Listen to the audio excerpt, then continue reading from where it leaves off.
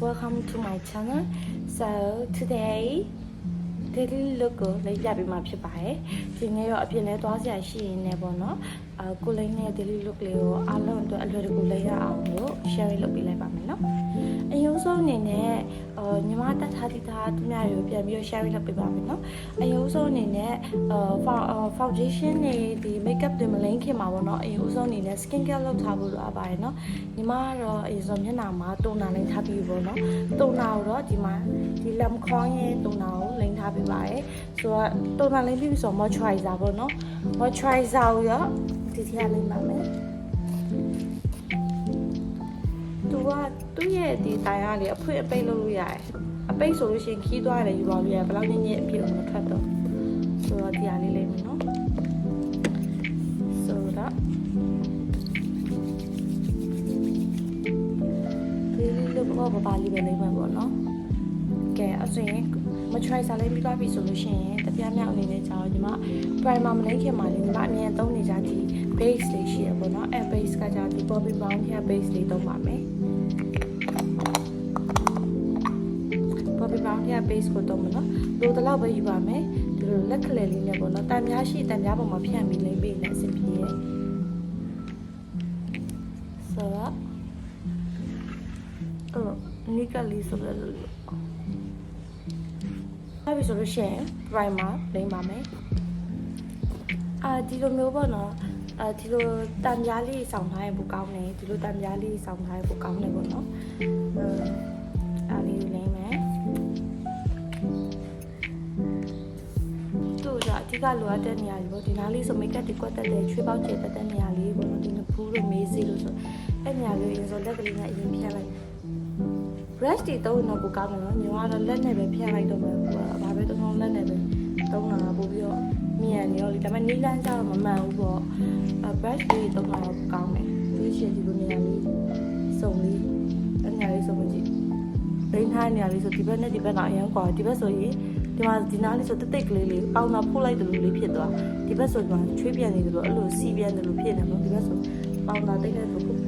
အဲ့လိုလေးမမို့ကလေးနဲ့တိတ်ကလေးဖြစ်သွားအဲ့ဆိုရတယ်အဲ့ဆိုရင် foundation သုံးပါမယ်နော် foundation တော့ဒီ Dior ရဲ့ number 2N ကိုသုံးပါမယ် number 2N တော့じゃ skin အားလုံးနဲ့လိုက်တဲ့အရာပေါ့နော်ညီမတို့တော့အသားလက်တဲ့လူတွေနည်းနည်းဖြူရဲလူတွေဆိုဒီ 2N နဲ့ဆိုကွက်တီပါပဲဟိုမှာဖြတ်မိလိမ့်မယ်နော်ဒီလိုနေရာလေးဆိုဒီကကြဒီလိုမျိုးမတင်ဒီလိုအဲ့လိုမျိုးတခါလည်းမတင်ဒီလိုလေးတက်ကလေးတော့ဒီကြည့်လေးပြီးတော့ဒီမှာဒါကြ iMac ရဲ့ sponge ဦးလေးစိတ်မင်းတူပါဒီ Dior ရဲ့ Glow Skin Foundation ကအရင်ကောင်းတယ်နော်ဒါရောလေ skin 6တဲ့လူတို့သုံးပေးရင်တော့အဆင်မပြေဘူးနော်သုံးရင်တော့အဆင်မပြေဘူးနည်းနည်း skin ကောင်းတဲ့လူနည်းနည်း skin ကြီးရဲ့လူတွေနဲ့မှပဲအဆင်ပြေရနော်ဒီရောကြောင့်တန်ပြားပေါ်မှာဒီလိုပို့လို့ရှိရင်လေအဲ့ပို့နေတဲ့ဟာတွေကိုမျက်နှာပေါ်မှာနည်းနည်းပပချင်းစီပေါ့နော်တစ်မျက်နှာလုံးပြန်ပြီးဖြန့်ပေးလိုက်မယ်ဒါဆိုနှမျောဖို့ကောင်းလို့ပါဆိုရင် foundation ပြပါပြီ concealer လေးကိုတော့ဒီ touch တွေက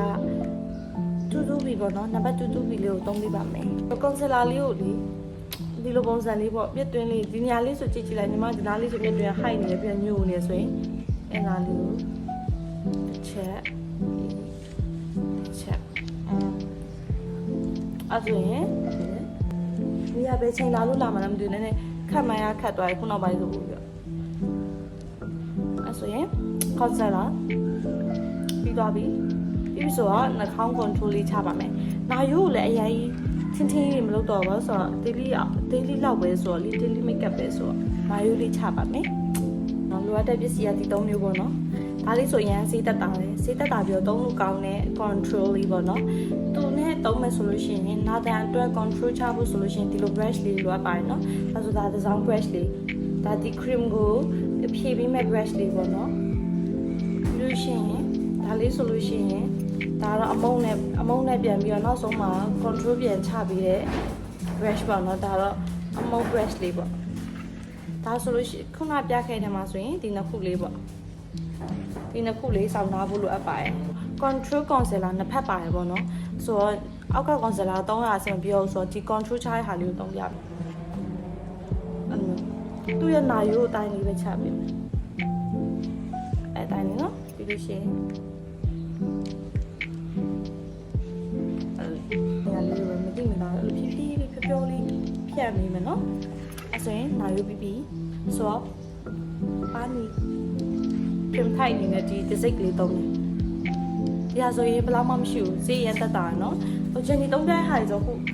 ဒီထက်မှသုံးပြသွားရဲဆိုရင်ဈေးလည်းတကယ်သက်တာတယ်ပြီးလို့ရှိရင်အကောင်လုံးလည်းလိုက်သုံးတာအဆင်ပြေတဲ့ပစ္စည်းလေးပဲပေါ့နော်လေပစ္စည်းကြကုန်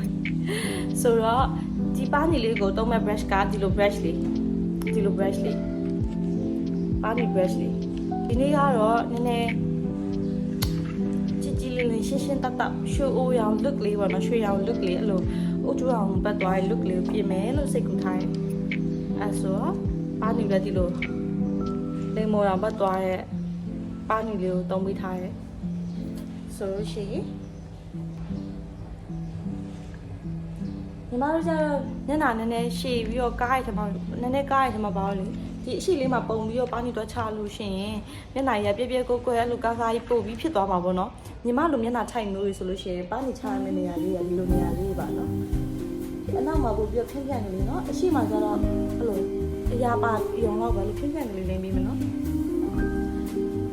ပါနီပြီးပြီဆိုလို့ရှိရင်ပေါင်တာကိုတော့လော်ရမာစီထဲကသုံးပါမယ်ပေါင်တာကိုသူကပို့ပြီးတော့မျက်နှာကိုညက်ကလေးဖြစ်သွားစီရပေါ့နော်ပေါင်တာမဟုတ်ယူမယ်ဆိုလို့ရှိရင်အဲ့လိုဖော့မရှိရင်ပေါ့နော်ဒီလိုဟာလေးနဲ့ယူမယ်ဆိုတော့လက်ထဲမှာဒီလိုလေးဖြန့်ပေးပါနော်ဟုတ်ဆိုရင်တိတ်တနေရာထဲမှာပဲစုပုံနေမှာဖြစ်လို့ပါလက်ထဲမှာဒီလိုလေးဖြန့်လိုက်မယ်ဖြန့်ပြီးပြီဆိုလို့ရှိရင်မျက်နှာတစ်ပြေလုံးပေါင်တော့တိတ်တာမယ်နော်နှာခေါင်းကိုတော့ခုနပြပေးတဲ့ brush လေးနဲ့လိမ့်မယ်ပေါ့နော်ခုနပြပေးတဲ့ဟိုပြပြရင်းနဲ့ brush လေးဒီ brush လေးနဲ့လိမ့်မယ်နော်သူ့ဝေးတော့ HE ရဲ့01တောင်းပါမယ် two way brush ဆိုလို့ရှိရင်ဒီလို brush လေးသုံးပေးပါနော်ဒီမျက်လုံးအောင်နာလေးကိုတိတ်တယ် amazing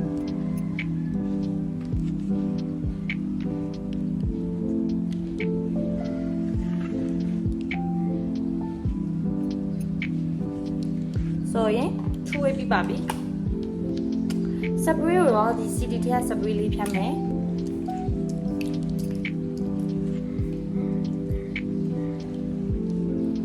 ဒီလုံးလေးကမျက်လုံးမှာတခြားအရောင်တွေပေါ့နော်အဲ့လိုကာလာတခြားအရောင်တွေထပ်မတင်ခင်မှာလင်းရတဲ့ base အနေနဲ့သုံးရတဲ့ eye shadow ပေါ့နော်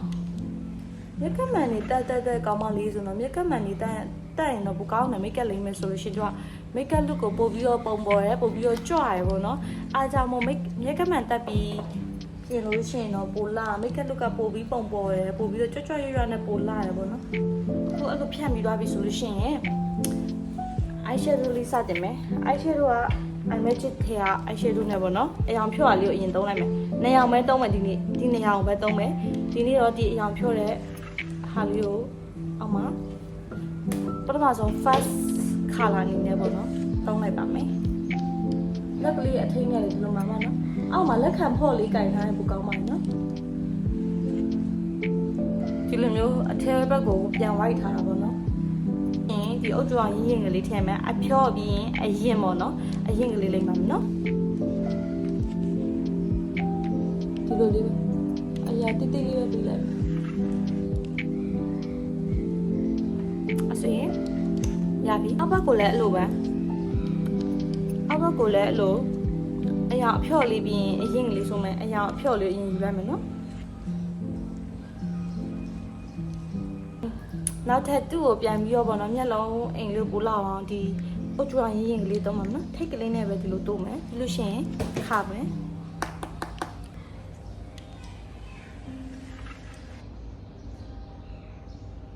လိုက်နာဒီမှာဒီ Maybelline ရဲ့ Tattoo Inner Liner လေးကိုသုံးမယ်ပေါ့နော်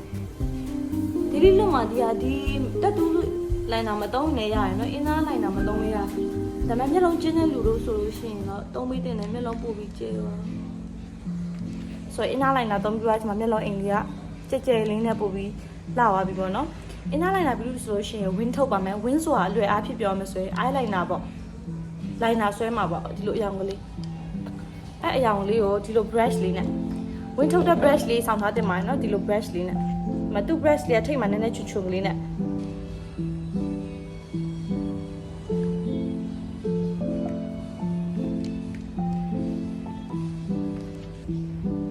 အစင်း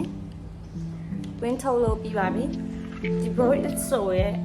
the sick ပေါ့နော်အဲ့လေးနဲ့ကော့ပါမယ်မြတ်တော့ရှင်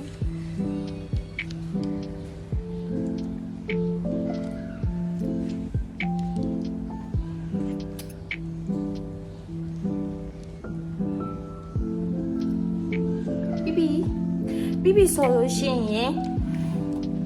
မျက်ခုံးမွေးလေးဆွဲပါမယ်မျက်ခုံးမွေးကိုလှလှလေးဆွဲမယ်နော်မျက်ခုံးမွေးဆွဲရကြိုက်လားမကြိုက်လားဆိုဒီမှာကြည့်ကျိုးနေတာမနှဲပြန်ဆက်ထားရမနှဲပြန်ဆက်ပြီးတော့ပြန်သုံးနေရပါတော့ဦးစောမျက်တောင်နဲ့မျက်ခုံးမွေးမဆွဲခင်မှာဒီလိုအမုတ်ကလေးတွေနဲ့အရင်ဆုံးအရာလေးလိုက်ပေးထားမယ်နော်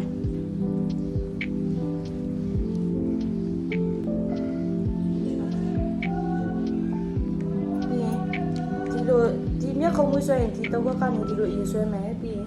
ဒီမျက်ခုံးမွေးဒီနော်ထိတ်လေးမှာတောင်းရှိနေရလေအဲတောင်းကနေပြန်ပြီးအောက်ကိုဆွဲချမယ်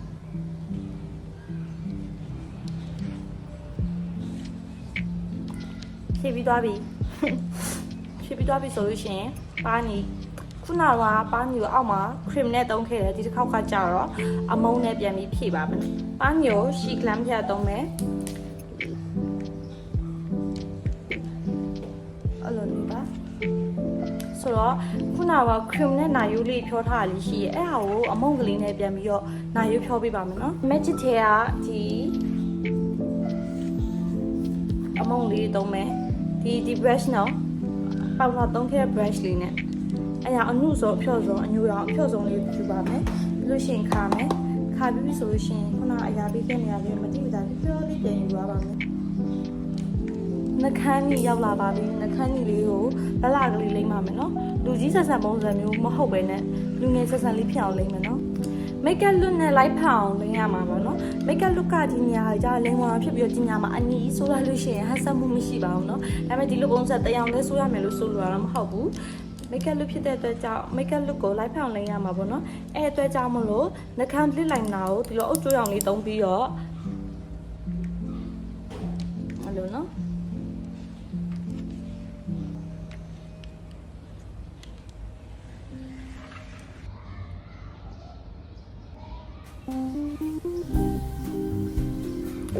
so cross လေးတုံးပေးမယ်နော်ဒီနေ့ကဒီကအရင်ချတယ်ပ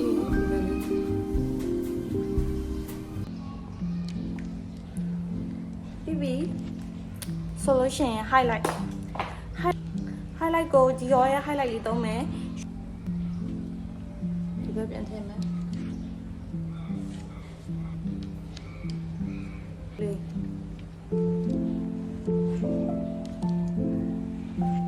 brie ကိုပဲဖြတ်မှာမယ်နော်